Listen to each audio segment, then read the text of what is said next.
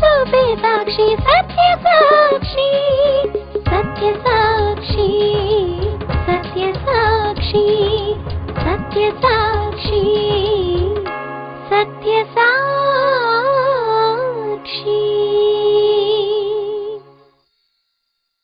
సత్య సాక్షి అను మా టీవీ కార్యక్రమమునకు ప్రేమపూర్వక ఆహ్వానము. సత్య సాక్షి.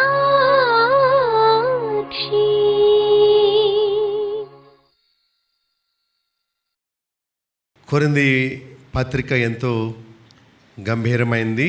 మనము గతించిన వారాల్లో చాలా సందేశాలు విన్నాము. ఈరోజు 2వ అధ్యాయంలో 14వ వచనము నుండి 3వ అధ్యాయం 1వ వచనం వరకు ఈరోజు ఒక ప్రత్యేకమైన సందర్భాన్ని మనము విందాం. లోకములో ఉన్న 3 రకాల వ్యక్తులను గూర్చి పౌలు ఇక్కడ రాస్తూ ఉన్నాడు. ఒకరు ప్రకృతి సంబంధులు, రెండవ వారు శరీర సంబంధులు, మూడవ వారు ఆత్మ సంబంధులు.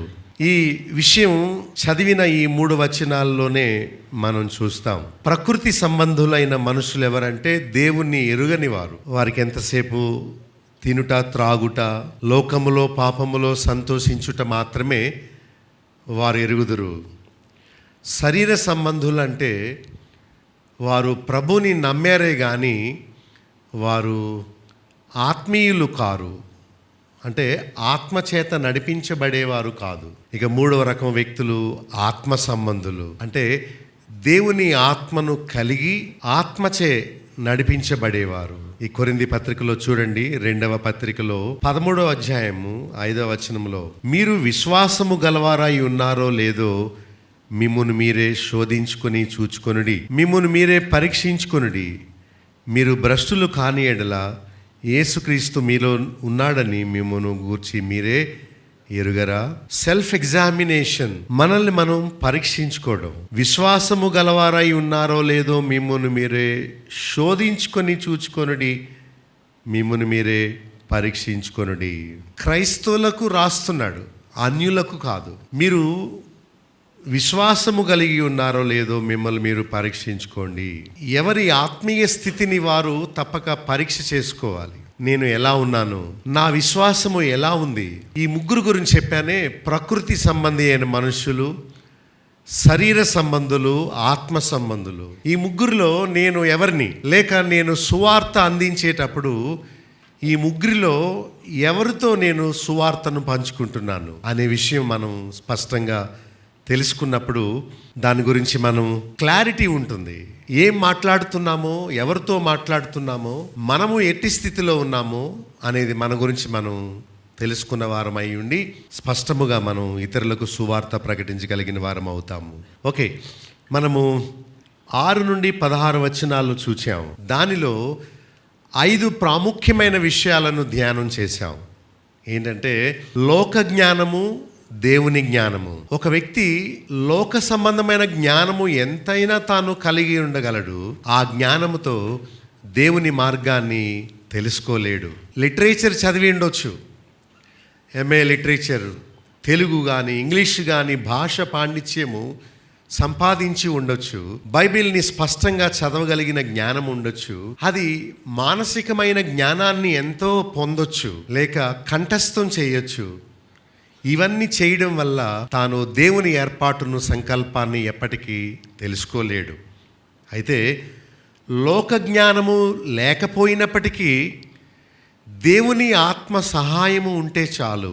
దేవుని ఆత్మ సహాయంతో ఒక చదువు లేని పామరుడు దేవుని రక్షణ ఏర్పాటు గురించి తెలుసుకొనగలడు.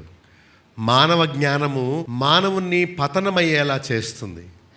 ఒకతను ఒక మరమనిషిని తయారు చేశాడు, చేసి అంటున్నాడు, ఇది రా అంటే వస్తుంది, నిలబడు అంటే నిలబడుతుంది, చంపు అంటే చంపుతుంది అని ఈ 3 మాటలతో ఆ మిషన్ పనిచేసేలా చేశాడట. సో ఒక స్నేహితుడు వచ్చితే, ఇదిగో నేను తయారు చేసిన ఈ యంత్రం ఎంత గొప్పగా ఉంది చూడు, రా అంటే వస్తుంది అనగానే అది నిజంగా వచ్చేసింది. చంపు అనగానే నిజంగా వెనకాల నుంచి తన్ని అలాగా తలను బద్దలు కొట్టి చంపిందట. ఎక్కువ డబ్బు అణుబాంబులు తయారు చేయడానికి ప్రభుత్వం వెచ్చిస్తుంది. ఎందుకంటే చావడానికి, బ్రతకడానికి కాదు, నాశనం అవ్వడానికి మనుషులు వారి జ్ఞానాన్ని ఉపయోగిస్తున్నారు. సెల్ ఫోన్స్ ద్వారా ఒక 20% ఉపయోగకరంగా ఉంటే 80% పాపము జరగడానికి కారణం అవుతుంది. ఈ టెక్నాలజీ, ఈ కంప్యూటర్స్, ఈ ఇంటర్నెట్ ఫెసిలిటీ ఇవన్నీ మరింత పాపం చేయడానికి దారి తీస్తున్నాయి. కానీ మనుషులు తాము రక్షించడానికి వాటిని వాడుకోలేకపోతా ఉన్నారు. సాధారణంగా ఒక చోట ఎవరైనా పడి ఉన్నప్పుడు, ఏదైనా వింత జరిగినప్పుడు అందరూ వెళ్ళి చూస్తారు, ఏం జరుగుతుందని. టీవీలో కానీ మరెక్కడ కానీ క్రొత్త విషయం ఏదైనా కనిపించినప్పుడు ప్రజలందరూ పరుగు తీస్తారు, కొత్త దాన్ని తెలుసుకోవడానికి పరుగులు పెడతారు. అయితే దేవుని జ్ఞానం కోసం ఆశించిన మనుషులు లేరు. రెండవ విషయం మనం చూసింది ఏంటంటే, దేవుణ్ణి ప్రేమించే వారికి దేవుడు ఏవేవి సిద్ధపరిచాడో అనేది మనం చూచాం. దేవుణ్ణి ప్రేమించుట అంటే ఏంటి? దేవుణ్ణి ప్రేమించే వారికి దేవుడు ఎలాంటి మేళ్ళు సిద్ధపరిచాడు, అవి ఈరోజు కొన్ని విషయాలు మనం చూద్దాం. మూడవది, దేవుని ఆత్మ చేసే పనులేంటి అనేది మనం చూచాం. దేవుని ఆత్మ మనకు శక్తిని ఇస్తాడు, పాపము చేసే శక్తిని కాదు, కానీ ఆయన కొరకు సాక్షులుగా నిలబడే శక్తిని ఇస్తాడని అపోస్తుల కార్యములు 1:8 మనం చూచాం. దేవుని ఆత్మ ఒక వ్యక్తిని ఒప్పిస్తాడు. దేవుని ఆత్మ మరి విశ్వాసిని సర్వసత్యములోనికి నడిపిస్తాడు. దేవుని ఆత్మ ప్రేరేపణ ఇస్తాడు. దేవుని ఆత్మ బలహీనతల్లో మనకు సహాయం చేస్తాడు. యుక్తముగా ఎలా ప్రార్థన చేయాలో మనకు నేర్పుతాడని గతించిన వారం మనం చూచాం. ఈ భాగంలో చూస్తే 2:5 మీ విశ్వాసము మనుషుల జ్ఞానమును ఆధారము చేసుకొనక దేవుని శక్తిని ఆధారము చేసుకుని ఉండవలనని నేను మాటలాడినను, సువార్త ప్రకటించినను, జ్ఞానయుక్తమైన తీయని మాటలను వినియోగింపక పరిశుద్ధాత్మయు దేవుని శక్తియు కనుపరచు దృష్టాంతములనే వినియోగించితిని. అంటే దేవుని ఆత్మ మనకు కొన్ని దృష్టాంతాలని జ్ఞాపకం చేస్తాడు. When we surrender ourselves completely to his spirit, ఆయన ఆత్మకు మనం ఎప్పుడైతే సమర్పించుకుంటామో అప్పుడు దేవుడు కనుపరుస్తాడు, వెల్లడి చేస్తాడు, తెలియపరుస్తాడు అని మనం చూచాం. ఇంకా 7వ వచనంలో ఏముందంటే, దేవుని జ్ఞానము మర్మమైనట్టుగా బోధించుచున్నాము, ఈ జ్ఞానము మరుగై ఉండెను, జగదుత్పత్తి ముందుగానే దేవుడు దీనిని మన మహిమ నిమిత్తము నియమించెను. ఇక్కడ దేవుడు జ్ఞానమును బయలుపరుస్తాడు అని, అన్నిటినీ మర్మములను బయలుపరుస్తాడు. 10వ వచనంలో మనకైతే దేవుడు వాటిని తన ఆత్మ వలన బయలుపరిచి ఉన్నాడు. చాలామంది బోధకులు దేవుడు నాకు బయలుపరిచిన సత్యము అని చెప్పడం మనం వింటుంటాం. బోధకుల పేర్లు వద్దు కానీ చాలామంది చెప్పడం, God has revealed this to me, దేవుడు నాకు ఈ సత్యాన్ని బయలుపరిచాడు అని చెప్తుంటారు. దేవుడు బయలుపరిచింది అంతా దైవ గ్రంథంలో, బైబిల్లో దేవుడు రాసి పెట్టాడు. దీనిని మించి దేవుడు ఎన్నడూ ఎవరికి ఏమీ బయలుపరచడు. ఎందుకు, ఎలా చెప్పగలరంటే, దేవుడు ఎప్పుడు సత్యవంతుడు గనుక ఎప్పుడు ఒక విషయాన్ని ఒకలానే చెబుతాడు కానీ 10 మందికి 10 రకాలుగా ఆయన బోధించడు. ఆయన గ్రంథములోని వాక్యాలను అర్థం చేయిస్తాడు. అదే ఆయన చేసే పని. దేవుని ఆత్మ గనుక దేవుని మర్మాల్ని మనకు తెలియపరుస్తాడు. 10వ వచనంలో అన్నిటినీ, దేవుని మర్మములను పరిశోధిస్తాడు. దేవుడు ఏమై ఉన్నాడో, దేవుడు మనకు ఏమై ఉన్నాడో, ఒక విశ్వాస జీవితంలో దేవుడు చేసే గొప్ప కార్యం ఏంటో, ఇవన్నీ దేవుని ఆత్మ ఒక్కడే ఎరిగినవాడు గనుక ఆయన మాత్రమే పరిశోధించి మనకు తెలియపరుస్తాడు. 11వ వచనంలో కూడా దేవుని సంగతులు మనం తెలుసుకోవాలంటే కేవలము దేవుని ఆత్మ మూలముగానే అని మనం చూచాము. ఇంకా మనం చదువుకుంటూ వెళితే మనం చేయవలసిన పనులు కొన్ని ఉన్నాయి. ఒక 5 విషయాలు.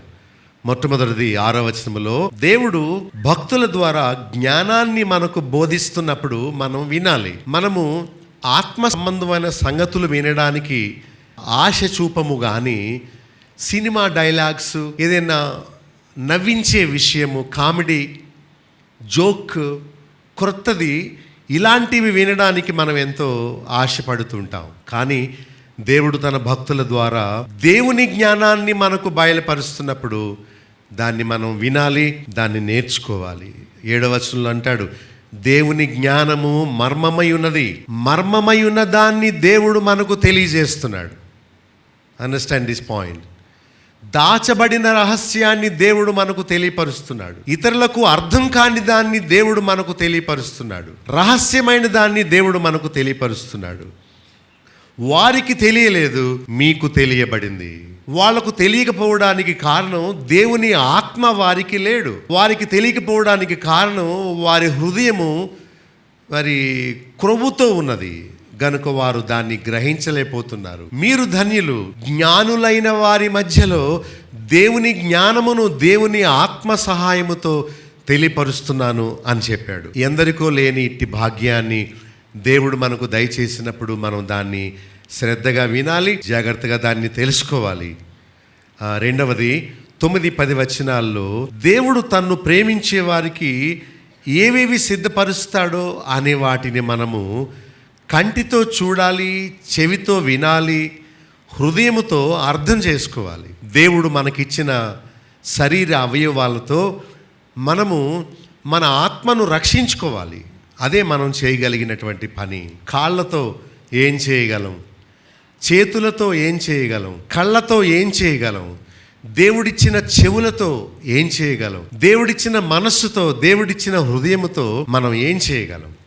ఉదాహరణకు దీనత్వాన్ని మన ఆత్మకు అలవర్చుకోవాలంటే, ఆత్మ విషయమై దీనులైన వారు ధన్యులు అనే మాటను మన జీవితంలో అన్వయించుకోవాలంటే, మన కాళ్ళతో మోకరించుట ద్వారా సాత్వికాన్ని, దీనత్వాన్ని మనం నేర్చుకోవచ్చు, ప్రాక్టీస్ చేయొచ్చు. నోటితో యేసు ప్రభు అని ఒప్పుకొనుట ద్వారా, సాత్వికమైన దీన సంబంధమైన మాటలు పలకడం ద్వారా మనము సాత్వికత్వాన్ని మనం ప్రాక్టీస్ చేయొచ్చు. దేవుడిచ్చిన ఈ శరీరాన్ని పాపమునకు సాధనాలుగా కాకుండా నీతికి సాధనాలుగా ఉపయోగించడానికి మనం ప్రయత్నం చేయాలి. కనుక కంటితో ఏం చేయాలి? నడవాలా? ఓకే, చెప్పండి, ఏం చేయాలి? చూడాలి. చెవితో వినాలి. ప్రభు చెప్పాడు, చెవులు గలవాడు వినుగాక అని. అయితే చెవులున్న వాళ్ళందరూ వింటున్నారా? పోనీ వినే వాళ్ళందరూ గ్రహిస్తున్నారా? ఓకే, ఫైనల్లీ హృదయముతో ఏం చేయాలి? గ్రహించాలి. విత్తనము ఎలా అబ్జర్వ్ చేసుకుంటుందో అలాగే దేవుని వాక్యాన్ని కూడా మన హృదయములో దాన్ని యాక్సెప్ట్ చేయాలి, గ్రహించాలి. అప్పుడే దేవుడు తన రక్షణ కార్యాన్ని మన జీవితంలో సఫలం చేస్తాడు. అంటే దేవుడు ఆత్మ ద్వారా బయలుపరిచిన దానిని 3 పనులు చేయాలి. ఏంటది? కంటితో చూచి, ఓకే, చెవితో విని, హృదయంతో గ్రహించాలి. అప్పుడే కార్యసాధకం అవుతుంది. కనుక దేవుడిచ్చినటువంటి ఈ కళ్ళతో, దేవుడిచ్చిన చెవితో, దేవుడిచ్చిన హృదయముతో ఆత్మ తెలియపరిచిన విషయాలను తెలుసుకోవడానికి వాటిని మనం సాధనాలుగా ఉపయోగించి దేవుని ఏర్పాటులోకి రావడమే దేవుని దయా సంకల్పము. 3వది 12వ వచనంలో, లౌకిక ఆత్మతో కాక దేవుని ఆత్మతో మనం నింపబడి ఉండాలి. చాలామంది పాస్టర్స్ దేవుని జ్ఞానముతో కాక లౌకిక జ్ఞానముతో దేవుని సువార్తను బోధిస్తూ ఉంటారు. దేవుడు బోధించినది కాకుండా, దేవుడు చెప్పినది కాకుండా ప్రజలను సంతోషపరచడానికి, ఎమోషనల్గా వారిని సంతోషపరచడానికి, నవ్వించడానికి, వారితో అభినందన పొందడానికి ఏదో స్టోరీ చెప్పి వాళ్ళు ప్రజల మన్నన కోసం చాలా తప్పిస్తూ ఉంటారు. ప్రజల అప్రిసియేషన్ కోసం వారు కొత్త స్టోరీస్ వెతుక్కొని వస్తూ ఉంటారు. ఏవేవో ఆ పిట్ట కథలు చెబుతుంటారు. దేవుడు ఎప్పుడు వాస్తవము కాని దాన్ని చెప్పడు. బైబిల్ ఎక్కడ పిట్ట కథలు మనం చూడం. పిట్ట కథ అంటే అవాస్తవమైనది, యథార్థము కానిది అనమాట. దాన్ని ఎప్పుడు బైబిల్ ఉపయోగించలేదు, ప్రభు చెప్పలేదు. సో భక్తికి లౌకిక ఆత్మను మనం కలపకూడదు. లోక సంబంధమైన జ్ఞానాన్ని దేవుని భక్తితో మనం ఎప్పుడు సరిపోల్చకూడదు. మనుష్య జ్ఞానము 13వ వచనములో నేర్పు మాటలతో కాకూడదు, ఆత్మ నేర్పు మాటతో సరిచూడాలి, వివేచించాలి అని చెప్తున్నాడు. చూడండి, భక్తి జీవితం అనేది నేను బోధించినా మీరు బోధించినా, నేను నేర్చుకున్నా మీరు నేర్చుకున్నా, అది మనుష్య జ్ఞానముతో కాకూడదు. రెండవది నేర్చుకున్న మాటలతో కాకూడదు. అందుకనే ప్రభువు నేర్పిన ప్రార్థన చేయొద్దు అంటాను. ఎందుకంటే అది పెదవులతో పలికిన మాటలే కానీ అది హృదయంలో నుండి వచ్చింది కాదు. ఏ పాట అయినా, ఏ మాట అయినా, ఏ ప్రార్థన అయినా, ఏ ఆరాధన అయినా ప్రతిసారి అదే నీవు పలుకుతున్నావంటే అది నేర్పు మాటలు అన్నమాట. అది మానవ జ్ఞానమే కానీ దేవుని ఆత్మ ఒకే మాటను పదే పదే పలికించడు. మీరు కూడా మీ కుటుంబ సభ్యుల దగ్గరికి వెళ్ళి ఒకే మాటను మీరు పదే పదే అంటున్నారు అనుకోండి, అప్పుడు వాళ్ళు మిమ్మల్ని పిచ్చివాళ్ళగా చూస్తారు. మన పిల్లవాడు ఇంట్లో పుట్టి పెద్దవాడు అవుతూ వాడు ఎంత పెద్దవాడైనా అస్తమానం అవే మాటలు పదే పదే రిపీట్ చేస్తూ ఉన్నాడు అనుకోండి, మనం అనుకుంటాం వీడిని హాస్పిటల్కి తీసుకుపోవాలి, ఎందుకంటే వీడికి పిచ్చి పట్టినట్టుంది వీడికి. ఎందుకు అదే మాటలు అస్తమానం అంటున్నావు, ఇంక వేరే మాటలు నీకు రావా? చూడండి, మనమే మన బిడ్డడు అలా చేస్తే మనం అలా అనుకుంటాం కదా. ఆత్మ నేర్పే మాటలతో మనం ఆరాధన చేయాలంటే అర్థం ఏంటంటే ఏమో పిచ్చి పిచ్చి మాటలు కాదు, లేకపోతే భాష లేని మాటలు కాదు, లేకపోతే నీకు కూడా అర్థం కాని మాటలు కాదు. మన మాటకు చెవికి చాలా సంబంధం ఉంది. చాలామంది చెవిటివారు మూగవారు, మూగవారు చెవిటివారు. మనం ఏం మాట్లాడుతున్నామో అనేది మనకు వినిపించకపోతే మనం మాట్లాడలేము. అందుకని పాటలు పాడేవారు వారు పాడే ఆ స్వరం వారికి వినిపించడానికి చెవి దగ్గర ఇలా అనుకుంటారు. ఎందుకంటే వాళ్ళ స్వరం ఎలా ఉందో మానిటర్స్ ద్వారా వాళ్ళు వినాలి. అప్పుడు వాళ్ళు తప్పు పాడుతున్నారో కరెక్ట్ పాడుతున్నారో వారు తెలుసుకోవడానికి వీలవుతుంది. నీవేమి మాట్లాడుతున్నావో నీకే తెలియనప్పుడు అవతల వాళ్ళకి ఎలా తెలుస్తుంది? సో అర్థం లేని మాటలు మాట్లాడడం అది వెర్రితనం తప్ప ఆత్మ చెప్పే మాటలు కాదు. ఆత్మ ఎప్పుడు అల్లరి చేయించడు. ఆత్మ ఎప్పుడు తెలియని మాటలు మాట్లాడేలా చేయడు. ఆత్మ ఎప్పుడు ఒక కార్యసిద్ధి కలుగు చేయడానికి, సువార్తను బోధించడానికి పూర్వకాలంలో ఇచ్చాడు. వాళ్ళందరూ ఆశ్చర్యపోయారు, అరే మన మాతృభాష మాట్లాడుతున్నారే వీళ్ళు అని ఒక సూచన వాళ్ళు చూడడం ద్వారా వారు విశ్వాసంలోకి వచ్చారు. చూచారా? అద్భుతాలు చేసి ఆ అద్భుతం ద్వారా ఒక వ్యక్తిని రక్షించుకోవడానికి దేవుడు సంకల్పించాడు. చాలా అద్భుతాలు చేశాడు, చాలా సూచక క్రియలు చేశాడు. తెలియని భాషతో మాట్లాడడం కూడా ఒక సూచక క్రియగా పరిశుద్ధాత్ముడు దిగి వచ్చిన ప్రారంభంలో ఇవ్వబడింది. కానీ ఆయన అర్థం లేని మాటలు ఎప్పుడూ మాట్లాడించాడు. సరే, ఇక్కడ మన మూడో విషయం ఏంటంటే లౌకిక ఆత్మ కాదు, మనుష్యుని జ్ఞానము కాదు, నేర్చుకున్న మాటలు కాదు. అయితే మనము ఆత్మ నేర్పు మాటలతో సరిచూడాలి, వివేచించాలి. ఇక నాలుగవది ఆత్మ సంబంధులుగా మనం ఉండాలి. ఆత్మ సంబంధులు, ఇదే మాటల్ని పౌలు పదే పదే తన పత్రికల్లో రాస్తున్నాడు. ఇక ఐదవది మనం చూస్తే ఆఖరుగా ఏమని రాస్తుంది? ప్రభు మనస్సును ఎరిగి ఆయనకు బోధింపగలవాడు ఎవడు? మనమైతే క్రీస్తు మనస్సు కలిగిన వారము అని చెప్తున్నాడు. అంటే యేసుక్రీస్తు మనస్సును తెలుసుకొనుట, 16వ వచనంలో యేసుక్రీస్తు మనస్సును ఎరుగుట మాత్రమే కాదు, కలిగి ఉండుట. తండ్రి అయిన దేవుడు తన కుమారుడైన యేసుక్రీస్తును మనకు మాదిరిగా ఉండడానికి పంపాడు.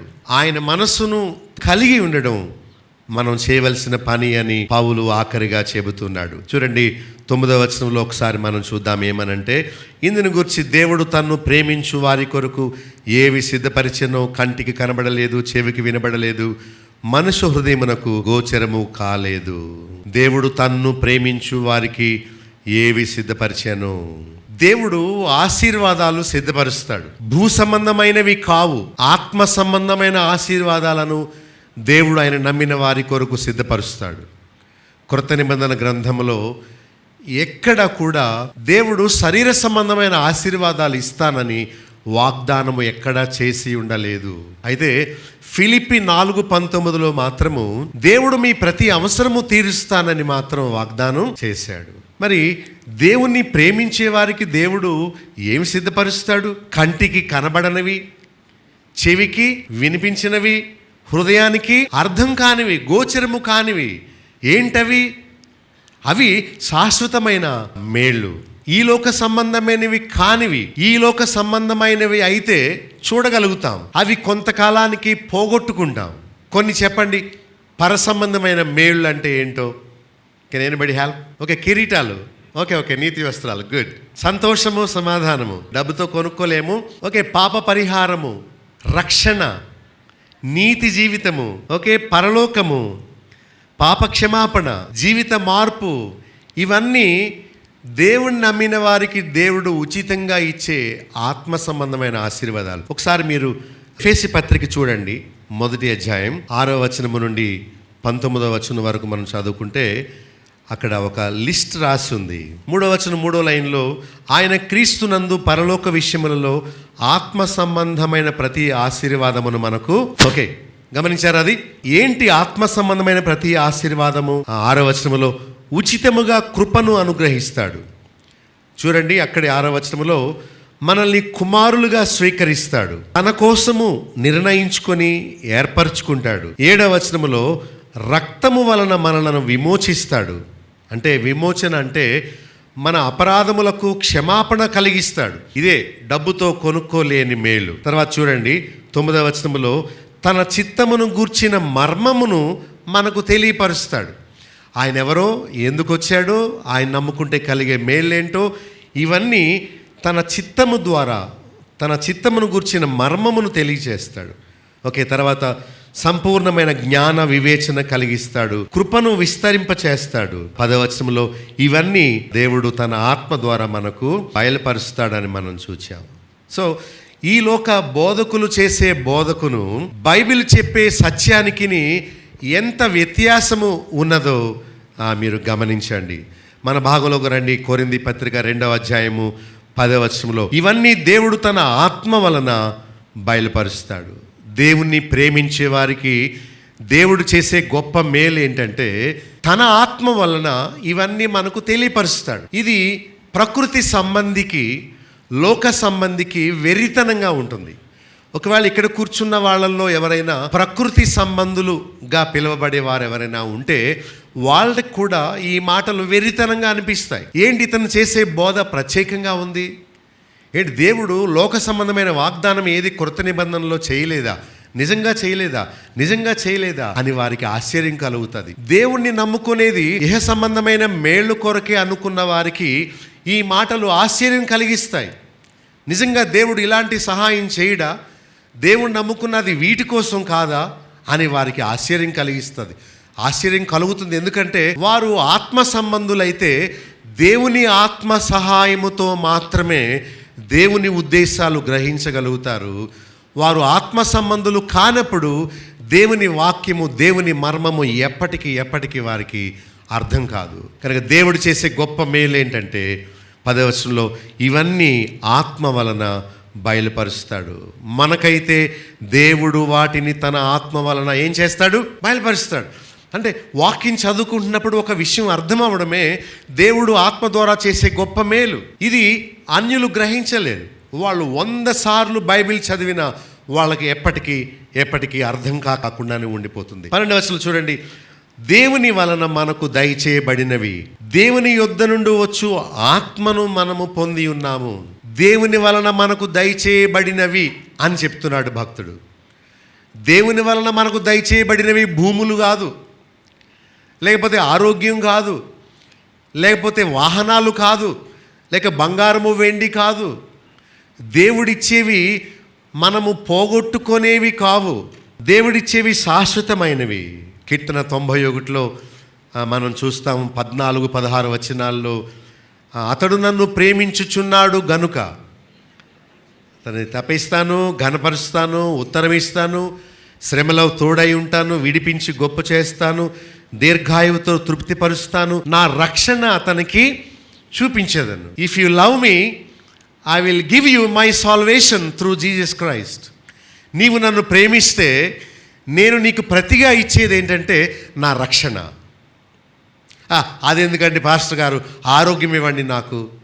ఆరోగ్యం ఇస్తే మళ్ళీ కొంతకాలానికి నీకు అనారోగ్యం వస్తుంది. మరి ఇంకేం కావాలి? బంగారం కావాలి, నిన్ను చంపేసి ఎవడో తీసుకుపోతాడు అది. మరి ఇంకేం కావాలి? నీకు సంతానం కావాలి. కన్నారు ఇంతమందిని, ఇప్పుడు ఏంటి ప్రయోజనం? వాళ్ళ వల్ల నీకేమైనా, వాళ్ళు ఏమైనా నేను ఉద్ధరిస్తారా, నేను పరలోకం చేరుస్తారా? ఇంకేం కావాలి చెప్పి? మంచి భోజనం కావాలి, ఎక్కువ తింటే నీకు కొలెస్ట్రాల్ పెరిగి చేస్తావు. మరి ఇంకేం కావాలి? ఇంకేం కావాలి చెప్పు నీకు? దేవుడు ఆలోచిస్తున్నాడు, I want to give them permanent solution. ఒక స్థిరమైంది, వారు పోగొట్టుకొననిది, శాశ్వతము వారి దగ్గర ఉండగలిగేది, నిత్యత్వమైనది, పరసంబంధమైనది ఒకటి ఇవ్వాలి వాళ్ళకి. ఏమిస్తే బాగుంటుంది? ఏమిస్తే బాగుంటుందంటే వాళ్ళ సమస్య పాపము. పాపం వల్ల నరకంలో పడిపోతున్నారు.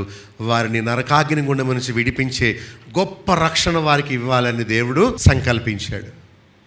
అది ఆయన గొప్ప ప్రేమ. సామెతలు 8:17 తన్ను ప్రేమించే వారిని దేవుడు తిరిగి ప్రేమిస్తాడు అని చెప్పాడు. లూకా 7:47 ఆమె విస్తారముగా ప్రేమించింది కనుక ఆమె విస్తార పాపములు క్షమిస్తున్నాడు. ఎక్కువ ప్రేమించాడు అంటే ఎక్కువ క్షమించాడు. ఫర్గివ్నెస్ అనేది దేవుడిచ్చే గొప్ప మేలు. అది డబ్బుతో కొనుక్కోలేము, క్షమాపణ కొనుక్కోలేము, రక్షణ కొనుక్కోలేము. దేవుడిచ్చే క్షమాపణ ఉచితమైంది. ఎప్పుడు మన ప్రార్థన వల్ల ఆ క్షమాపణ మనం పొందలేము. అది ఉచితముగా మీకు ఇవ్వబడింది. అది మీ వలన కలిగినది కాదు, దేవుని వరము. ఫర్గివ్నెస్ అనేది ఎంత గొప్ప విషయమో. ఫర్గివ్నెస్ ఎందుకండి మాకు? అదేం అక్కర్లేదు, కొత్త బట్టలు ఇవ్వండి, లేకపోతే మా బిడ్డలకు పెళ్లి సంబంధాలు ఇవ్వండి అంటే వాటి వల్ల నీవు పరలోక రాజ్యాన్ని పొందలేవు. కేవలము పరలోక రాజ్యానికి వెళ్ళడానికి అర్హత కడగబడుట, క్షమించబడుట, పాప పరిహార భాగ్యము. అది ఒక్కటే నిన్ను పరలోకానికి నేను అర్హునిగా చేస్తుంది. మరి నీ పాపములు క్షమించబడ్డాయా? శిష్యులు వచ్చి అంటారు ఏమని?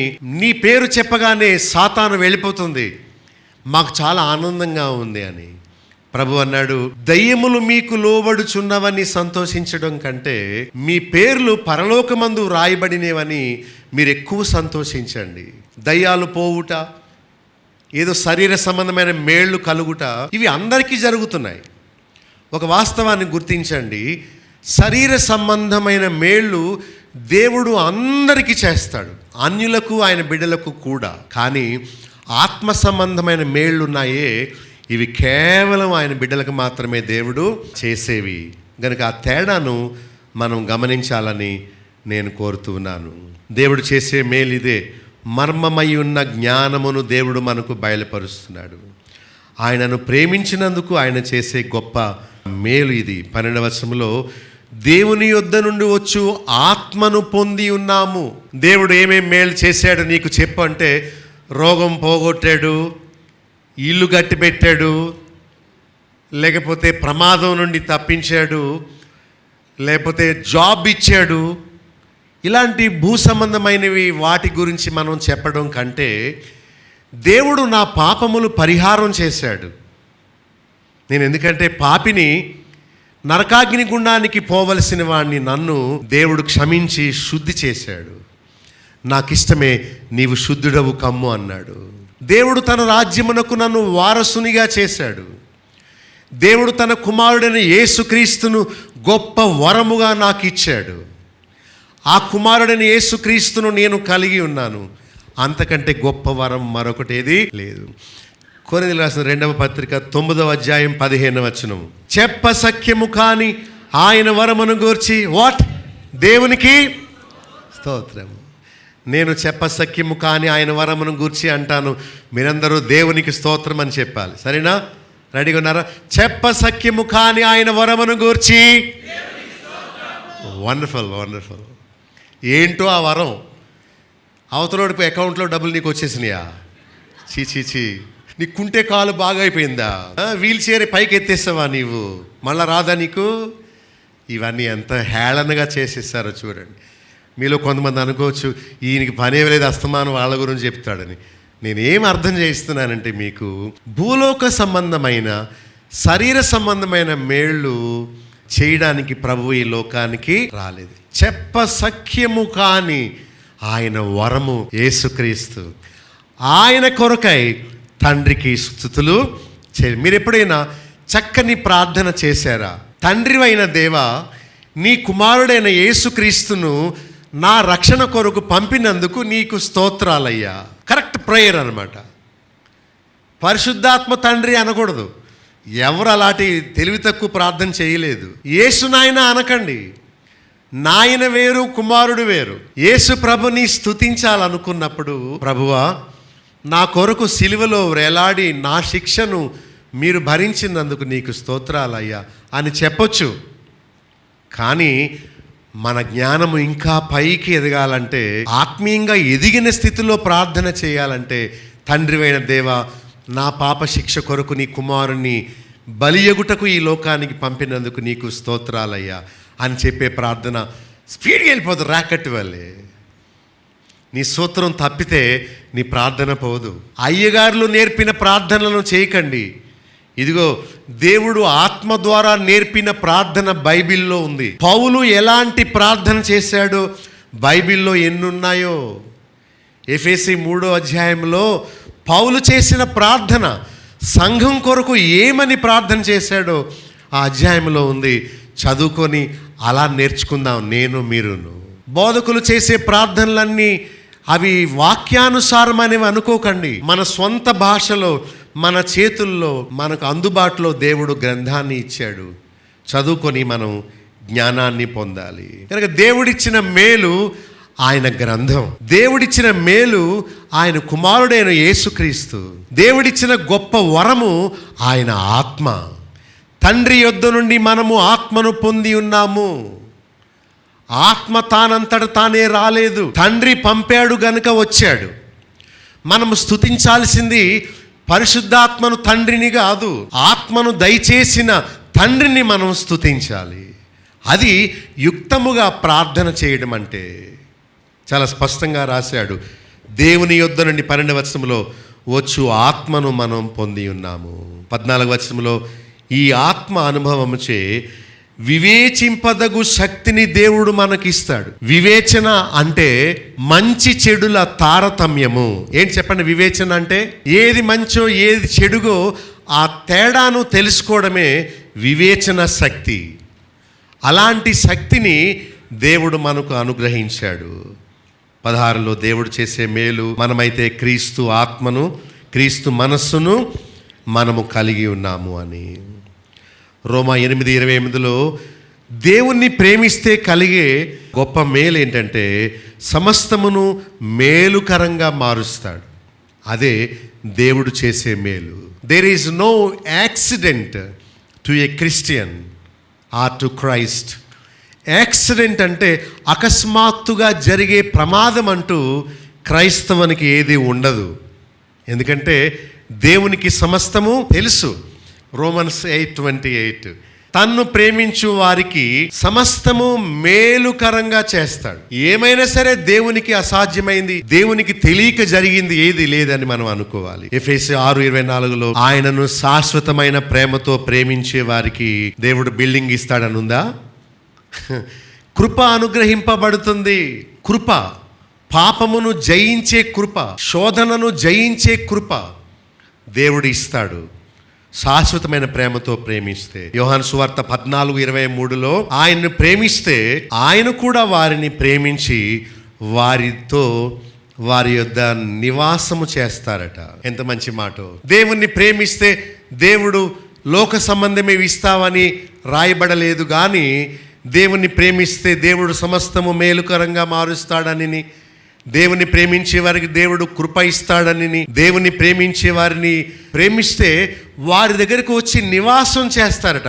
ఇంకేం కావాలి నీకు? ఇంకేం కావాలి నీకు? ఒక రాజుగారు తన రాజ్యంలోని ప్రజలు ఎలాంటి అవస్థలు పడుతున్నారో చూద్దామని మారు వేషం వేసుకొని ముఖానికి గుడ్డెలా కట్టుకొని అలా తిరిగి తిరిగి వెళుతూ పొద్దుపోయిందని ఒక షెడ్లో, ఒక పగిలిపోయిన షెడ్లో ఉండే ఒక ముసలతను దగ్గరికి వెళ్తాడు. వెళ్ళి నేను అలసిపోయి ఉన్నాను, నాకు కొంచెం ఆహారం పెడతావా అంటే అతను వండుకున్న జావ కొంచెం అతనికి పెడతాడు. మరి నాకు నీరసంగా ఉంది, చాలా తిరిగి తిరిగి ఉన్నాను, నాకు నిద్ర వస్తుందంటే సరే, తాళ్లతో కట్టిన నవారుతో ఉన్న మంచం మీద పడుకో అని చాలా సౌఖ్యంగా లేని మంచాన్ని చూపించి పడుకోమంటాడు. అతడు అలా పడుకొని ఉదయం లేచి థ్యాంక్ యూ స్నేహితుడా అని చెప్పి వెళ్ళిపోతాడు. అయితే అతను ఆ రోజు సాయంత్రం రాజుగారి రథం మీద రాజుగారి వేషంలో ఆ స్థలం దగ్గరికి మళ్ళీ వస్తాడు. వచ్చి అంటాడు, రాత్రి నీవు భోజనం పెట్టావే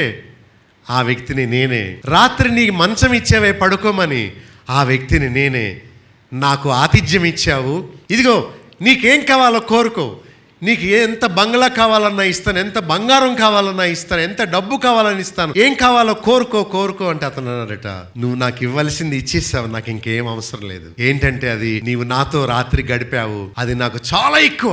అందరికి నీవు వస్తువులు ఇస్తున్నావు, అయితే నాతో కలిసి పడుకున్నావు, రాత్రి నా బాధలు చూచావు, నాతో స్నేహం చేశావు, నేను పెట్టింది తిన్నావు, ఇంతకంటే గొప్ప జ్ఞాపకం నాకు నువ్వు మిగిల్చగలిగేది ఇంకోటేమీ లేదు అని చెప్పి thank you for spending the night with me, that is so much for me.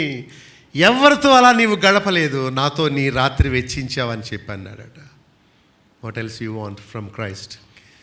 నీవు నాకుండగా లోకంలో ఏది నాకు ప్రభు అడుగుతాడు, నేను కావాలా, నీకు ఆరోగ్యం కావాలా అంటే నువ్వేమంటావు? చాలామంది చెప్పడం లేదు, నాకు రెండు కావాలంటావా? నీ కోరిక ఏంటి? ఏం కావాలా నీకు? పాపాన్ని అసహించుకునే జ్ఞానం కావాలా? నీ ఆత్మ నరకాగ్ని గుండంలో పడకుండా కాపాడుకోగలిగే జ్ఞానం కావాలా? లేక ఏ పాపం చేసినా ఎవరికి కనబడకుండా దాక్కునే జ్ఞానం కావాలా అని అడిగితే నువ్వేం కోరుకుంటావు? నిజంగా నీవు జ్ఞానివైతే నీవు పాపాన్ని జయించగలిగే జ్ఞానమే కావాలని కోరుకుంటావు. కొరింథీ పత్రికలో 8:3 మొదటి కొరింథీలో ఆయనను ప్రేమిస్తే మనం ఆయనకు ఎరుకైన వారం అవుతామట. దావీదు దేవుణ్ణి ప్రేమిస్తూ కీర్తన 18:1 యెహోవా నా బలమా నేను నిన్ను ప్రేమించుచున్నానని చెప్పాడు. పేతురు ప్రభు అడిగాడు, నన్ను నీవు ప్రేమిస్తున్నావా అని. ఇలాగ బైబిల్లో కొంతమంది భక్తులు ప్రభువుని ప్రేమించిన విషయాన్ని మనం జ్ఞాపకం చేసుకున్నాం. మన భాగంలోకి రండి. కొరింథీయులకు రాసిన మొదటి పత్రిక 2:14. ప్రకృతి సంబంధి అయిన మనుష్యుడు దేవుని ఆత్మ విషయములను అంగీకరింపడు, అవి అతనికి వెర్రితనముగా ఉన్నవి, అవి ఆత్మానుభవము చేతనే వివేచింపదగును గనుక అతడు వాటిని గ్రహింపడు. చూడండి, ప్రకృతి సంబంధులైన మనుషులు, ప్రకృతి అంటే ఈ లోకము, ఈ లోక సంబంధులైన మనుషులు అంటే ఇంగ్లీష్లో న్యాచురల్ మ్యాన్ అని చెప్తారు. శరీర సంబంధులైన మనుషులు అంటే కార్నల్ మ్యాన్ అని, ఆత్మ సంబంధమైన మనిషి అంటే స్పిరిచువల్ మ్యాన్ అని 3 రకాల మనుషులు మనం చూస్తున్నాం. ఈ 2:14 అతడు దేవుని ఆత్మ విషయములను అంగీకరింపడు. కొంతమంది పాటలు చాలా ఆసక్తిగా తిలకిస్తారు, పాడతారు. పాటలు పాడే సమయంలో చాలా ఎక్సైట్ అయిపోతారు. నాకు ఒక అవకాశం ఇవ్వండి, నాకు ఒక అవకాశం ఇవ్వండి అని పాటలు పాడడానికి వాళ్ళు చాలా పాడడానికి, వినడానికి, మ్యూజిక్ వాయించడానికి, చర్చ్లో ఇలాంటి పనులు చేయడానికి వాళ్ళు చాలా శ్రద్ధ చూపిస్తారు. అలాంటి వాళ్ళు వాక్యం అనేటప్పటికి నిద్రపోతారు. మ్యూజిక్ వాయించే వాళ్ళని చూడండి, ప్రొఫెషనల్స్, వాళ్ళు వాక్యం వినరు. ఎప్పుడైనా మీరు విన్నారా? వాళ్ళు కూర్చొని శ్రద్ధగా వాక్యం వినడం ఎప్పుడైనా చూచారా? అంటే వాళ్ళ యొక్క డిజైర్స్ అన్నీ ఒక కార్నర్ అయిపోతాయి అన్నమాట. మేము మ్యూజిక్కే పరిమితం, మేము ఆరాధనకే పరిమితం, మేము పాటలు పాడడానికి, వాయిద్యాలు వాయించడానికి మేము ప్రభు సన్నిధిలో ఉంటాం, కానీ దేవుని వాక్యాన్ని మేము వినం అని అంటారు. ఎందుకంటే వారికి అవి వెర్రితనంగా ఉంటాయి. ఆర్కెస్ట్రా ట్రూప్ ఉన్నారనుకోండి, వాళ్ళంతా వెనక్కి వెళ్ళి సిగరెట్ మందు త్రాగుతున్నారు అనుకోండి, ఈలోగా ఒక పాస్టర్ గారు ఎవరో యూరినల్స్ కన్నా పక్కకి వెళ్ళి, బాబు మీరు వాక్యం వినకుండా నాయన ఇక్కడ ఏం చేస్తున్నారు నాయన అని అన్నారు అనుకోండి, ఆ 10 మంది పక్కన నవ్వుతారు. ఈ ముసలోడికి పని లేదు, మేము కూర్చొని అందరిలాగా ముసుగులు వేసుకుని వాక్యం వినాలట. పోయే పాస్టర్ నీకెందుకు, మా కూడా నీకెందుకు లే. వాళ్ళందరూ ప్రకృతి సంబంధులైన మనుషులు. దేవుని వాక్యం యొక్క విలువ వారు ఎరుగని వారు. బైబిల్ ఏనాడు తీసి పాస్టర్ గారు వాక్యం చెబుతుంటే నిజమే ఇలా ఉంది, ఎస్ పాస్టర్, ఎస్ నిజమే, మేము మారవలసి ఉన్నది, ఓ దేవాన్ని ఆత్మ ద్వారా మాకు గ్రహింపు ఇవ్వండి, ఈ సత్యాన్ని తెలుసుకోగలిగిన శక్తిని మాకు ఇవ్వండి, మా మనస్సును మార్చండి అని ఏనాడు ప్రార్థన చేశావు? ఏనాడు నీవు కన్నీరు కార్చావు? ఏనాడు నువ్వు నిజమే దేవుని వాక్యం ద్వారా దేవుడు నాతో మాట్లాడుతున్నాడని ఎప్పుడు నీవు గ్రహించావు? ఎప్పుడు ఆలోచన చేశావు? ఎప్పుడు నీవు స్వపరీక్షను చేసుకున్నావు? దేవుని ఆత్మ విషయములను అతడు అంగీకరింపడు. దేవుని ఆత్మ అతనికి అర్థం చేయడానికి ప్రయత్నం చేస్తున్నా అతను గుడ్డివాడు గనుక అతను అంగీకరింపడు. అవి అతనికి వెర్రితనముగా ఉన్నాయి. వివేచన ఉండదు, గ్రహింపు ఉండదు. ఎందుకు పుట్టారో తెలుసుకోరు, ఎందుకు జీవిస్తున్నారో తెలుసుకోరు, ఎందుకు తింటున్నారో కూడా తెలుసుకోరు. వాళ్ళు మీరేమి చేసినాను దేవుని మహిమ కొరకు చేయండి అని కొరింథీ 10:31 రాసి ఉంది. ఏం చేసినా సరే ఆయన మహిమ కొరకే చేయండి అని అన్నాడు. మీరు పుట్టింది ఆయన మహిమ కొరకే, మీరు ఎదుగుతున్నది ఆయన మహిమ కొరకే, మీరు ఉద్యోగం చేస్తున్నది ఆయన మహిమ కొరకే, మీరు తింటున్నది ఆరోగ్యం కూడా దేవుని మహిమ కొరకు జీవించుటకు నాకు శక్తినియ్యు అని ప్రార్థన చేసి భుజించాలి. That is the purpose of our very life అని దేవుడు కోరుతున్నాడు. ఫిలిప్పీ 3:9 వారు భూ సంబంధమైన వాటి యందే మనస్సు ఉంచుచున్నారు. ఎప్పుడు ఈ లోక సంబంధమైన వాటి కోసమే, ఫ్యాషన్ కోసమే వారి టైం అంతా వెచ్చిస్తున్నారు. వాళ్ళ కడుపే వారి దేవుడు అని చెప్తున్నాడు భక్తుడు. అంటే వారు బ్రతికేదే తిండి కోసం. దేవుణ్ణి ఎలా ఉపయోగించుకుందామా, మేము మా కుటుంబీకులు బాగా తిని హాయిగా ఎలా జీవిద్దామా అనే వారి ఆలోచనలు. వారు మనసంతా భూ సంబంధమైన వాటి మీదనే. సాయంకాలం 5, 6, 7 అయ్యేటప్పటికీ వాహనాలు ఎందుకు అంత స్పీడ్గా వెళ్ళిపోతున్నాయి? ఒకడు మించి ఒకడు. బైక్ నడిపే వాళ్ళైతే ఫుట్పాత్ మీదకి ఎక్కి మరి వెళ్ళిపోతున్నారు స్పీడ్గా. నాకు ఆశ్చర్యం కలుగుతుంది, వీళ్ళంతా ఎందుకు పారిపోతున్నారు? ఎక్కడికి పారిపోతున్నారు? ఏం చేసేద్దామని వెళ్ళిపోతున్నారు? ఏం పాటు పడదామని వెళ్ళిపోతున్నారు? వీళ్ళు ఒక వాహనం దాటుకొని స్పీడ్గా వెళ్ళిపోతున్నారు. వెళ్ళిపోయి ఏం చేస్తారు? ఇంటికి వెళ్ళి టీవీ చూస్తావా? తిండి తింటావా? నిద్రపోతావా? ఏంటి ఆ పరుగు దేనికోసం? మళ్ళీ ఉదయాన్నే అదే దారిలో మళ్ళీ పరుగు, మళ్ళీ సాయంకాలం అదే దారిలో మళ్ళీ పరుగు ఇంటికి. ఏంటి నీ జీవితానికి ఒక గురి లేదా? ఎందుకు పుట్టావో నువ్వు తెలుసుకోవా? దేవుడు ఒక ఆయన పైన ఉన్నాడని, ఆయన మహిమ నిమిత్తమై మనలను ఆయన సృజించాడని నీవు తెలుసుకోలేవా? వాళ్ళు ప్రకృతి సంబంధులు. అయితే మనము ప్రకృతి సంబంధులుగా ఉండకూడదని దేవుడు తన ఆత్మ ద్వారా మనకు జ్ఞానం కలిగిస్తున్నాడు. You and myself should have a purpose for our lives. ఇంకా యోహాను రాసిన మొదటి పత్రిక 4 నుండి 6 వరకు చదువుకుంటే, వీరు దేవుని సంబంధులుగా ఉండండి, వారు లోక సంబంధులైనట్లు మాట్లాడతారు, లోకము వారి మాట వింటుంది. అయితే మీరు లోక సంబంధులుగా ఉండొద్దు, మీరు దేవుని సంబంధులుగా ఉండండి అని చెప్తున్నాడు. ఈ మాట చెబుతూ 12వ వచనంలో చూడండి, దేవుని వలన మనకు దయచేయబడిన వాటిని తెలుసుకొనుటకై మనము లౌకిక ఆత్మను కాక దేవుని యొద్ద నుండి వచ్చు ఆత్మను పొంది ఉన్నాము. ఓకే, ఒక ప్రశ్న ఇక్కడ ఏమనంటే, దేవుని యొద్ద నుండి వచ్చిన ఆత్మను దేవుడు మనకు ఎందుకు అనుగ్రహించాడు? 12వ వచనం మొదటి లైన్లో క్లియర్గా రాసి ఉంది, చదువుతాను. దేవుని వలన మనకు దయచేయబడిన వాటిని తెలుసుకొనుటకై. That's the answer. I'm trying to teach you how to study the word of God. దేవుని వాక్యాన్ని ఎలా స్టడీ చేయాలో మనం కలిసి నేర్చుకుంటున్నాము. చాలా స్పష్టంగా మనం చూస్తున్నాము. దేవుని వలన మనకు దయచేయబడినవి కొంత లిస్ట్ ఇచ్చాను మీకు. రక్షణ, పరలోకము, మారు మనస్సు, నీతి జీవితం, పాప క్షమాపణ, నిత్య జీవము, కుమారత్వము. వాటిని తెలుసుకొనుటకు, దేవుని వలన మనకు దయచేయబడిన వాటిని తెలుసుకొనుటకు లౌకిక ఆత్మను కాక దేవుని యొద్ద నుండి వచ్చు ఆత్మను. సరే, ఇప్పుడు జవాబు వచ్చేసింది. దేవుని ఆత్మను దేవుడు మనకు ఎందుకు ఇచ్చాడు? గంతులేయడాక, లేదా బాబా అండాక, లేదా కింద పడి కొట్టేసుకోడాక? చిచి, ఇదంతా చాలా నీచం, అసహ్యం, దౌర్భాగ్యం.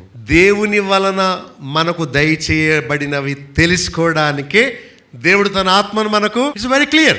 ప్రస్తుతం చేసే ఈ పనుల్లో బైబిల్లో ఎక్కడ ఇలా చేసినట్టు కానీ చేయమని కానీ ఎక్కడా లేదు. పడగొట్టమని కానీ, పడిపోమని కానీ, కొట్టుకోమని కానీ, పిచ్చి పిచ్చి వెర్రి మాటలు మాట్లాడమని కానీ, మధ్యలో నీ భాషను మానేసి బాబా అన్నం కానీ, అలా చేయమని కానీ చేసినట్టు కానీ ఎక్కడా లేదు. వాళ్ళందరూ మోసగాళ్ళని తెలుసుకోండి. స్పష్టమైన భాషతో దేవునికి స్తోత్రము. దేవుడు నా జీవితాన్ని మార్చాడు, పాపం మీద నాకు అసహ్యత కలిగించాడు, నన్ను నూతన సృష్టిగా చేశాడు, తన కుమారునిగా నన్ను అంగీకరించాడు. దేవుడు మిమ్మలను కూడా అంగీకరిస్తాడు. మీరు ఆయనకు ప్రార్థన చేయండి, అదే మంచి సాక్ష్యం, మంచి సాక్ష్యం, మంచి సాక్ష్యం. ఇందాక ఒక సహోదరుడు సాక్ష్యం చెప్పడానికి వచ్చారు. నాకు చదువు వచ్చింది అని చెప్పడానికి, అంటే అసలేం చదువుకోలేదు కానీ నేను ప్రాక్టీస్ చేయడం వల్ల చదవగలిగానని చెప్పడానికి వచ్చాడు. కానీ ఆయన యేసు ప్రభు ఈ జ్ఞానం నాకు ఇచ్చాడు అనే మాట చెబితేనే తన సాక్ష్యానికి విలువ. యేసు ప్రభు లేని సాక్ష్యం ఇంక సాక్ష్యం ఎందుకు? సో సాక్ష్యం చెప్పే వ్యక్తి, నేను ఇలా ఉండేవాడిని, అయితే యేసు ప్రభుని నమ్ముకున్నాక దేవుడు ఇలాంటి జ్ఞానం నాకు ఇచ్చాడు, మీకు కూడా జ్ఞానం కావాలంటే ప్రభువుని నమ్ముకోండి, దేవుడు మీకు ఇస్తాడు, నా కోసం ప్రార్థన చేయండి, వందనాలు, అంతే. అది టెస్టిమోనీ అంటే. దేవుడు మన జీవితంలో చేసిన మార్పు, అద్భుతము, రక్షణ, నీతి జీవితము, పాపాన్ని అసహించుకునే నైజము, నేచర్ ఇవ్వడం దేవుడు చేసే గొప్ప మేలు. ఇంతకుముందు నేను గయ్యాళిని, ఇప్పుడు నేను సాధువునైపోయాను అని నీవు చెప్పగలవా? మాటకు మాట అందించేదాన్ని ఇప్పుడు నేను మౌనంగా ప్రభువు వలె ఉండిపోయాను అని నీవు చెప్పగలవా? ఇంతకుముందు ఎవరైనా వెళుతుంటే అలా చూసేవాడిని, ఇప్పుడు నేను చూడడం లేదు, నేత్రాశకు నేను చచ్చిపోయాను, యోబులా. నేను దేవునితో ప్రమాణం చేశాను, నా జీవితం మారింది అని నీవు చెప్పగలవా? అది దేవుడు కోరే మార్పు. సరే, లౌకిక ఆత్మ కాక దేవుని ఆత్మను పొంది ఉన్నాము. దేవుడు ఎప్పుడు లౌకిక ఆత్మనివ్వడు. బైక్ మీద ముగ్గురు వెళుతూ, తండ్రి ఎవరు పట్టుకోకుండా చేయండి నాయనా అని చేసే ప్రార్థన దేవుడు వినడు. వెహికల్కి ట్యాక్స్ కట్టకుండా నీవు ప్రభువా ఏ బ్రేక్ ఇన్స్పెక్టర్ ఆపకుండా చేయండి అని చేసే ప్రార్థన దేవుడు వినడు. అది దేవుని చిత్తానికి వ్యతిరేకంగా చేసే ప్రార్థన. ఒకవేళ నీవు చాకచక్యంగా తప్పించుకొని వచ్చావనుకో, అప్పుడు తండ్రి నాయనా నీకు స్తోత్రాలు, ఎంత భయంకరమైన ఆపద నుండి తప్పించావు నైనా, వాడు చూసుంటే నాయన నన్ను పట్టేదుడు, బండి సీజ్ చేసేస్తును, చూడకుండా చేసినందుకు నీకు స్తోత్రాలు. అది లౌకికమైన ఆత్మ. దేవుడు అలాంటి కన్నింగ్ స్పిరిట్ ఎవరికి ఎప్పుడు ఇవ్వడు. నీవు చేసిన పాపానికి దేవుణ్ణి మళ్ళీ ఎందుకు కలుపుకుంటావు? లౌకికాన్ని ఎప్పుడు భక్తికి పోల్చొద్దు. నువ్వు నీ స్వంత జ్ఞానము, నేర్చుకున్న మాటలు, బోధకుల దగ్గర విన్నటువంటి మనుష్య జ్ఞానాన్ని నీవు దేవుని భక్తిలో ఎప్పుడు మిళితం చేయడానికి ప్రయత్నం ఎప్పుడు చేయొద్దు. 14వ వచనంలో దేవుని ఆత్మ విషయములను ఆత్మానుభవము చేతనే ఏం చేయాలి? వివేచించాలి. మనము లౌకిక ఆత్మ, దేవుని ఆత్మ, ఈ విషయం గురించి మనం ఆలోచన చేస్తున్నాం. లౌకిక ఆత్మ అంటే అర్థం ఏంటంటే భ్రమపరిచే ఆత్మ, తప్పుడు ఆత్మ, నీ స్వంత తెలివితేటలతో నేర్చుకున్న ఆత్మ, లోక సంబంధమైన ఆత్మ, మనుష్య జ్ఞానముతో నేర్చుకున్న ఆత్మ. అది కాదట. దేవుని ఆత్మ విషయములను ఆత్మానుభవము చేత మాత్రమే ఏం చేయాలి? వివేచించు. నీ సొంత జ్ఞానంతో కాదు, గూగుల్ సెర్చ్లో కాదు. ఒకవేళ నీవు మంచి బోధ చేయాలని గూగుల్ సెర్చ్లో నీవు టైప్ చేసి ఒక మంచి మెసేజ్ రాసుకుని వెళ్ళిపోయావు అనుకో, ఆత్మల రక్షణ ఏం జరగదు అక్కడ. ఒకవేళ ఒక బైబిల్ స్కూల్లో ఒక టీచింగ్ జరిగినట్టుగా జరుగుతుందేమో కానీ దేవుని ఆత్మ అక్కడ నడిపించకపోతే ఆత్మల రక్షణ కార్యక్రమం అక్కడ జరగదు. గనుక దేవుని ఆత్మ విషయములను ఏ అనుభవము చే? దేవుని ఆత్మ అనుభవము చే మాత్రమే ఏం చేయగలం? వివేచించగలం.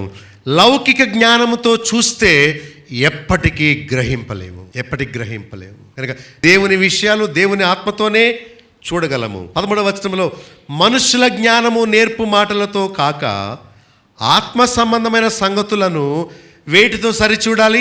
ఆత్మ సంబంధమైన సంగతులను ఆత్మ సంబంధమైన సంగతులతోనే సరిచూడాలి, అంతేగాని నేర్చుకున్న మాటలతో కాకూడదు. 15వ వచనంలో ఆత్మ సంబంధి అయినవాడు, లౌకిక సంబంధి అయినవాడు వీళ్ళన్నిటినీ వివేచిస్తారు. నీవు ఏ సంబంధి? బైబిల్ చదివేటప్పుడు కూడా నీ సొంత జ్ఞానాన్ని ఉపయోగిస్తున్నావా, లేక పుస్తకాల్లో ఉన్న జ్ఞానాన్ని ఉపయోగిస్తున్నావా, లేక దేవుని ఆత్మ జ్ఞానాన్ని ఆత్మ ద్వారా పొందడానికి నీవు ప్రయత్నం చేస్తున్నావా?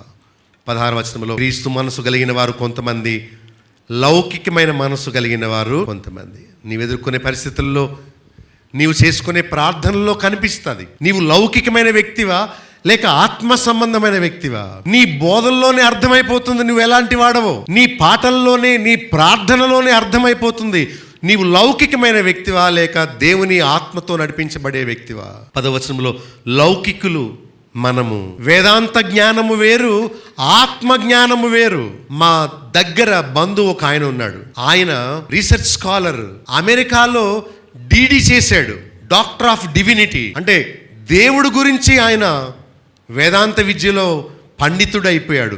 డబుల్ డిడి, ఆయనకు అంతా తెలుసు, బైబిల్ అంతా. ఒకరోజు చర్చిలో సామాన్య ప్రజలకు ఒక 50 మంది పేదవాళ్ళు ఉన్నారు పల్లె గ్రామంలో. సువార్త చెప్పు అయ్యగారు అని నిలబెడితే ఆయన సువార్త చెప్పడం మానేసి, ఈ గ్రంథం ఎప్పుడు రాయబడింది తెలుసా, ఆ గ్రంథకర్త ఎవరో తెలుసా, ఆ గ్రంథము రాయబడినప్పుడు ఎలాంటి పరిస్థితులు ఉంటే అవన్నీ వాళ్ళకెందుకు, వాళ్ళందరూ నిద్రపోయి ఏది చెప్తున్నాడు ఆయన. ఒకవేళ నీవు థియాలజీ చదువుకోకపోవచ్చు, వేదాంత పట్టా నీకు లేకపోవచ్చు, మామూలు విద్యయే ఇందాక చెప్పిన సహోదరులాగా నీకు లేకపోవచ్చు, దేవుణ్ణి ప్రేమించే వారికి దేవుడు తన ఆత్మనిస్తాడు. ఆ ఆత్మ నీతో సత్యము పలుకుతాడు, ఆ ఆత్మ నీతో వాస్తవాన్ని బోధిస్తాడు.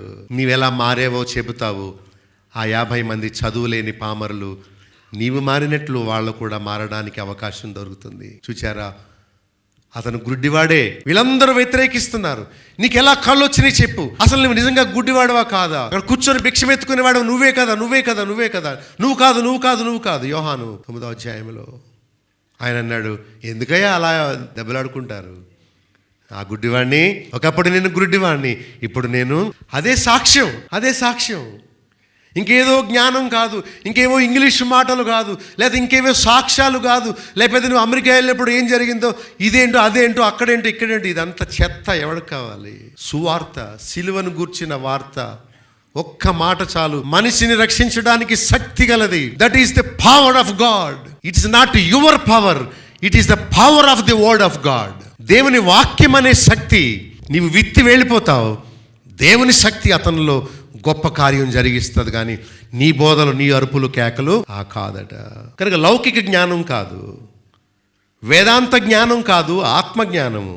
మరి వేదాంత పట్టావు లేకపోయినా పర్వాలేదు, దేవుని ఆత్మ నీలో ఉంటే చాలు. మనిషి తెలివితేటలు, అతని జ్ఞానము, సిద్ధాంతం వల్ల దేవుని సంగతులు ఎప్పటికీ అర్థం కావు. అందుకే యోహాను సువార్తలో 16, 13 నుంచి 15 వచనాల్లో ప్రభు చెప్పాడు, దేవుని ఆత్మ చేసే మేలేంటంటే సర్వసత్యంలోనికి మనల్ని నడిపిస్తాడు.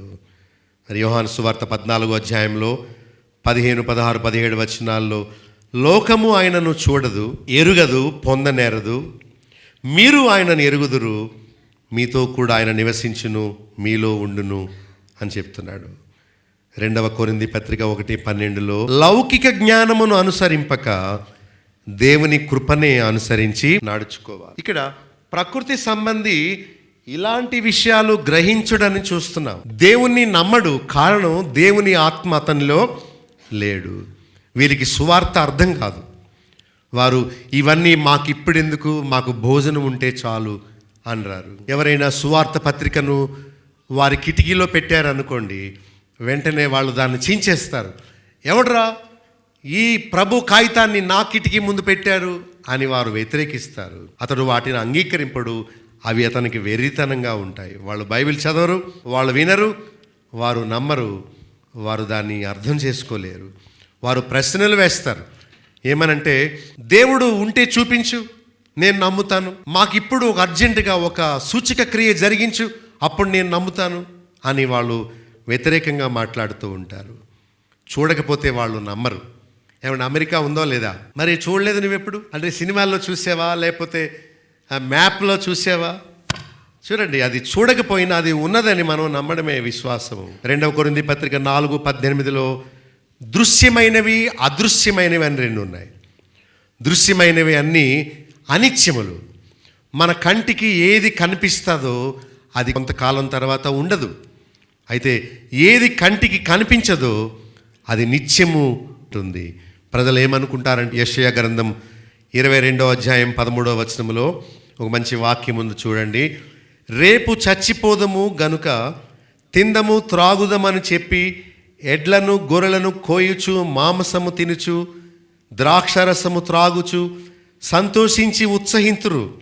14లో మీకు మరణము, మీ దోషములకు ప్రాయశ్చిత్తము కలుగదు.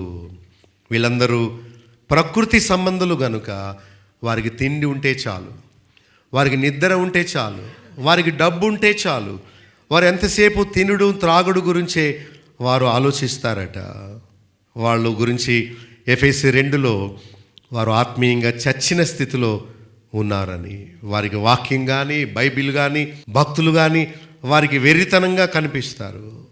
వారు బైబిల్ చదివినా కూడా వారికి అర్థం కాదు. చూడండి 3వ అధ్యాయం 1వ వచనంలో ముగిస్తాను ఈ వాక్యం చెప్పి, సహోదరులారా, ఆత్మ సంబంధులైన మనుషులతో మాట్లాడినట్లు మీతో మాట్లాడలేకపోతేని, శరీర సంబంధులైన మనుషులే అనియు క్రీస్తునందు పసిబిడ్డలే అనియు మీతో మాట్లాడవలసి వచ్చాను. 2వ రకం మనుషులు ఎవరంటే శరీర సంబంధులు. అంటే వీళ్ళు రక్షణ పొందారు కానీ వారు ఆత్మీయులు కానివారు, పసిబిడ్డలు, తిరిగి జన్మించారు అంతే. వారు ఇంకా బలం పొందలేదు, వారు బలహీనలు. వారు 2 రకాల మనస్తత్వాలు కలిగిన వారు. అటు లోకములోనూ ఇటు దేవుడు కూడా కావాలి వారికి. వారు పండుగ క్రైస్తవులు, వారికి జోక్స్ కావాలి, వారికి సాక్ష్యాలు కావాలి, వారికి పాటలు కావాలి కానీ వాక్యం కాదు.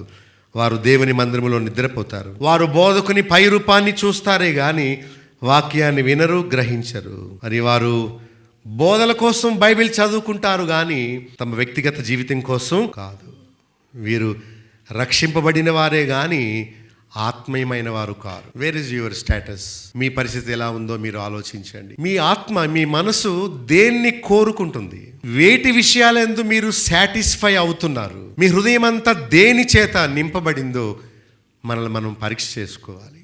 ఈవేళ మీకు 3 గురించి చెప్పాను. 1 ప్రకృతి సంబంధులు, 2వది శరీర సంబంధులు, 3వది ఆత్మ సంబంధులు. దేవుని ఆత్మను రక్షింపబడిన క్షణమందే మనందరము పొందుతాము.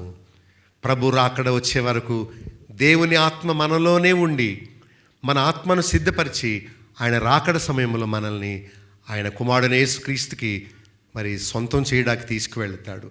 దేవుని ఆత్మ ఎవరు, ఎప్పుడొస్తాడు? ఆయన చేసే పనులన్నీ బైబిల్లో ఉన్నాయి. దీన్ని చదువుకొని ఆత్మ చెప్పిన మాటలు మనం విని దేవుని చిత్తానుసారంగా మనం ఆయన రాజ్యానికి మనం హక్కుదారులు అవ్వుదాం. ప్రార్థన చేస్తాను, కళ్ళు మూసుకోండి. ఇంతవరకు మీరు సత్యసాక్షి టీవీ కార్యక్రమంలో పాస్టర్ బాబులుక్ గారి సందేశాలు విని ఉన్నారు. ఈ వర్తమానాలపై మీకు గల అభిప్రాయాలు, ప్రశ్నలు, సూచనలు నేరుగా మాతో పంచుకొనవచ్చు.